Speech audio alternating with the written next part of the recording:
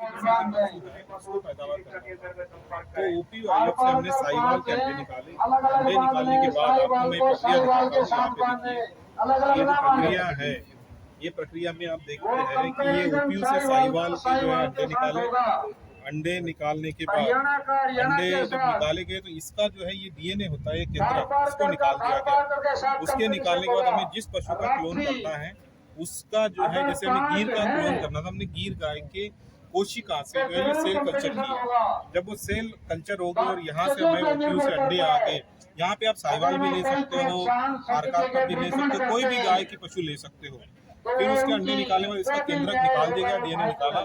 फिर इस कोशिका जो हमारे पास गिर गाय के है उसके जो है सेल को फ्यूज किया गया। फिर ये भ्रूणों को लेबोरेटरी के अंदर ये ब्लास्टोसिस स्टेज में लाया गया। उसके बाद इस भ्रूणों को क्रॉस ब्रेड गाय में डाला गया और फिर 9 महीने बाद जो है ये अभी भारत की प्रथम गिर गाय की क्लोन की बछड़ी है, 16 मार्च 2023 में हुई है। अभी हमारा संशोधन इस पे चल रहा है और आने वाले समय में हम इसको और इम्प्रूव करके अच्छे से अच्छी नस्ल की पशु जो है वो पैदावार होगी। इससे ये होगा कि जो हमारे पशु है उसमें गुणवत्ता में सुधार होगा और आने वाले समय में इस तरह के पशु बनाएंगे जो डिजीज से रेजिस्टेंस होंगे या क्लाइमेट को जो है वो सेंसिटिव नहीं होंगे। तो ये आने वाले समय में बहुत अच्छी तकनीक होगी। जैसे अभी भारत सरकार ने ओपीआईएफ को जो है काफी सारी 20 लेबोरेटरी भारत के अंदर तैयार की है, जिससे भ्रूण बना के ट्रांसफर करते हैं। तो हमारा संस्थान इस कार्य के ऊपर कार्यरत है और आने वाले समय में गायों के अंदर हम और काम करेंगे। मेरे साथी हैं डॉक्टर मनोज, जो भैंस क्लोनिंग जो है हमारी संस्थान पिछले 10-12 साल से जो कर रही है उसके बारे में उसकी जानकारी देंगे। डॉक्टर मनोज, नमस्कार।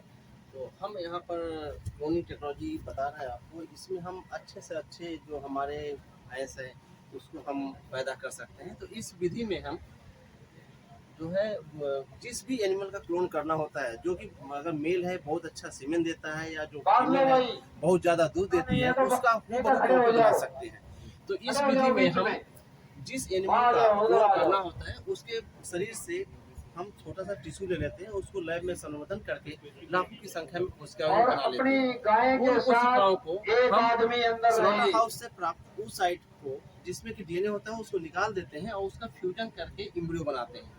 ये एम्ब्रियो 7 दिन तक हम लैब में कल्चर करते हैं। उसके बाद इस एम्ब्रियो को आया या सरोगेट एनिमल में ट्रांसफर कर देते हैं, जो कि गर्भाधान की अवस्था पूरा करने पर जो भैंसों में 10 महीने की होती है उसके बाद एक काफ को जन्म देती है।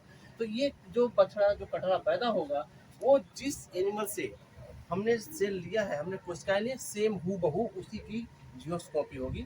तो इस तकनीकी से हम जो हमारे किसान भाइयों के पास अच्छे नस्ल के जो बहुत अधिक दूध देने वाली फीमेल हैं या बहुत अच्छे दूध देने वाले सांड हैं, उनकी हम कई कॉपी बना सकते हैं। तो इस विधि से हम एक एनिमल की कई कॉपी बना सकते हैं। और आज हम इस टेक्नोलॉजी को यूज करके आज हमने जो हमारे गवर्नमेंट ऑफ इंडिया के बफेलो इम्प्रूवमेंट प्रोग्राम है उसमें जो अच्छे क्वालिटी के टॉप रैंक बुल हैं उनके भी हमने क्लोन पैदा किए हैं। तो इनका हमने जब क्लोन पैदा किया तो इनका डीएनए सेम टू सेम है और इनका भी परफॉर्मेंस वैसा ही होगा। तो इस तरह जो हमारे पास एक बुल था, फ्यूचर में हम उसके कई सारे बुल बना सकते हैं और उनसे जो सीमेंट होगा उससे हम किसान भाइयों को दे सकते हैं जो अच्छी क्वालिटी का होगा। आपको मालूम है आज हमारे देश में अच्छे क्वालिटी के सीमेंट की बहुत कमी है। तो ये टेक्नोलॉजी भविष्य में अच्छे सीमेंट किसानों को देगी, जिससे अच्छे नस्ल के हमारे दुधारू पशु पैदा होंगे और देश के दूध प्रोडक्शन में फायदा होगा। तो अभी हमारे संस्थान में कई सारे 8 क्लोन बुल हैं। साथ ही साथ हम फीमेल के लिए भी काम कर रहे हैं और हमारे ये जो प्रोग्राम है बहुत पहले, आज से 20 साल पहले से चल रहा है। और ये हमारी जो पहली फीमेल थी जो आज के दिन में 7 बार बच्चे दे चुकी है और ये नॉर्मल। तो ये हम आपको अभी जो उधर दिखा रहे थे जो आपकी, तो अभी आप क्लोनिंग की टेक्नोलॉजी में काम कर रहा है। तो ये हमने जो फीमेल पैदा की थी, तो ये एक फीमेल है जिसका नाम स्वरूपा है और ये अभी चौथी ब्याह में है और ये इसका पीक यील्ड अभी 17 लीटर 17 लीटर पर डे है। और ये हूबहू जो आप देख रहे हैं ये टेक्नोलॉजी है जिससे कि हमने अच्छे एनिमल पैदा किए। तो भविष्य में हम इसकी कई सारी कॉपी पैदा कर सकते हैं। तो सर मैं ये जानना चाहूँगा कि ये आईवीएफ जो टेक्नोलॉजी है उससे कैसे अलग है?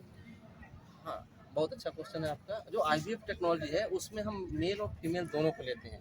तो उसमें क्या होता है कि 50% कैरेक्टर जो बुल होता है उसका आता है, 50% कैरेक्टर मदर का आता है।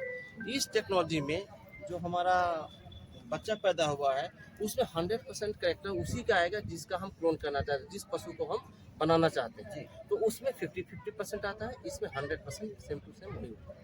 सेम टू सेम मतलब आप कह सकते हैं कि जीरोक्स कॉपी एक तरह से। हाँ, आप बोल सकते हैं। जी जी। तो सर इसमें जो मिल्क यील्ड होती है या और जितने भी चीज़ें हैं वो सारा 2 कॉपी आता है या कैसे कुछ डिफरेंट भी होता है? हाँ, अभी तक जो हमारे पास डाटा है उसमें हमने देखा है कि इसके दूध में भी कोई प्रॉब्लम नहीं है, सेम टू सेम वैसा ही है। जी जी। और सर आपने कुछ पाया हो अभी तक जो मतलब ये जो क्लोन जितने भी आए हैं उसमें कुछ जेनेटिकल कुछ डिस्टर्बेंस या कुछ ऐसा कुछ देखने को मिला हो? नहीं जी, एक बार अगर एनिमल एडॉप्ट हो तो इसमें कोई भी अपडेट कोई भी अब नॉर्मल मतलब नॉर्मल रहता है? नॉर्मल। जी जी। तो अभी जो हम अपने पीछे जो भैंस देख रहे हैं ये कौन सा जात है आप बताएं? ये भैंस अभी चौथी ब्यात में है, इसकी तीसरी ब्यात सक्सेसफुल।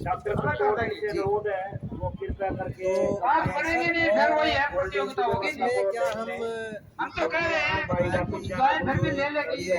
कुछ कोशिका लेते हैं पशु का, तो जिस पशु से हमने कोशिका ली है उस पशु में कोई प्रॉब्लम तो नहीं है?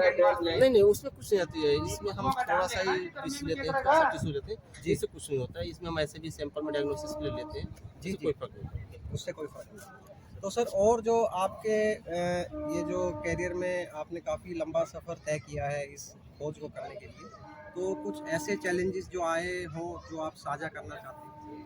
हाँ जी, अभी भी क्लोनिंग टेक्नोलॉजी नई टेक्नोलॉजी है, ये अभी बहुत ज़्यादा वाइड स्प्रेड नहीं है।